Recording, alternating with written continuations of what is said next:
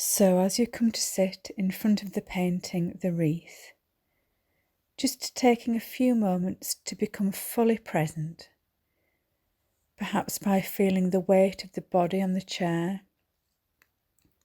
feeling the feet on the ground or whatever's holding you up, perhaps taking a few intentionally deeper breaths in and longer breaths out. And really giving yourself permission to let go of everything that's happened up until this moment. Putting aside any ideas of the future and really allowing yourself to settle back into this moment. And then, when you're ready, bringing your full attention to the painting. Perhaps starting by looking all around the edges and noticing what's here. Being really interested in what you are attracted to in the painting. Becoming interested in the light and the darkness. Really noticing the contrast between the two.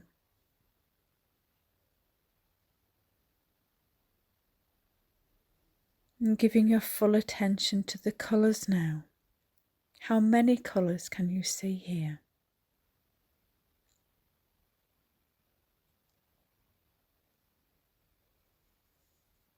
Is there anything about this painting that looks familiar to you? And does it remind you of a time and a place that you may have visited yourself?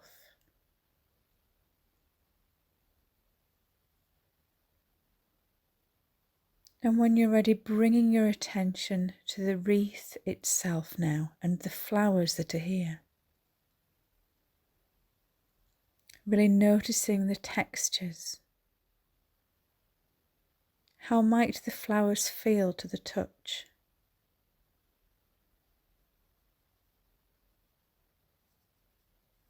And as you bring your attention to the woman painted here, perhaps just imagining how it might be to be her, to be in this painting, sitting, working on this wreath.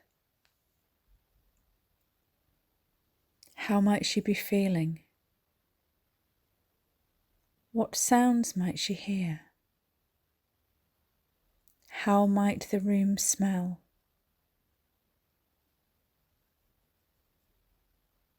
Is there any indication of the time of year or the time of day or the time in history? Can you imagine how the room might feel, the temperature of the air on the skin perhaps?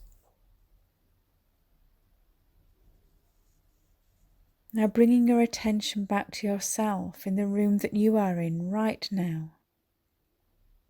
Noticing the temperature in the air. What you can hear, what you can smell, how you are feeling. And when you're ready, moving your attention back to the painting and noticing what is revealing itself to you over time. Perhaps noticing furniture in the background, the scene through the window. Perhaps noticing any sense of movement here and how that's depicted. Noticing how the lady's hair is styled in a way similar to the wreath. Perhaps you have a story forming about this painting. Who might this woman be? What might her life have been like? And thinking about the artist now, how might they be feeling as they work on this painting? What is important to them? What might they be trying to convey to us? What are they trying to show us about this woman? Here's Helena Cox, curator, to tell you more. This artwork was painted by Mary Holmes, born Dawson, and later known as Elwell. Mary was born in Liverpool in 1874. She became Mary Dawson Holmes when she married Arthur Holmes, an oil broker. It was when her husband commissioned Mary's portrait that she met Fred Elwell, the well-known Beverley artist. The three of them became friends, and after Arthur's death, Fred and Mary eventually got married. Mary's wealth allowed her and Fred to travel and paint extensively on the continent. Mary was herself a very talented artist. She specialized in landscapes, street scenes, and interiors. The couple lived together at Bar House in Beverley for many years, although Mary maintained her own separate studio too. She died in 1952, several years before her husband. Mary had her work exhibited at the Royal Academy from 1904 onward, and in 1909 she exhibited one of her most famous works, the Wreath. It depicts a recently widowed woman grieving for the loss of a loved one. Ever since Queen Victoria lost her husband, Prince Albert, in 1861, many artists took on the theme of losing a loved one and capturing the devoted emotions of those left behind. Violet Prest, a local girl in Beverley, modelled for the woman in the painting. Ironically and sadly, 6 years after the painting was completed, Violet's husband was killed in the Great War. One of the painting's highlights are the beautifully depicted white floral petals, portrayed with thick layers of paint in an almost expressive manner. We can't see the bereft woman's face very well, but her overall posture conveys a feeling of emotional suffering.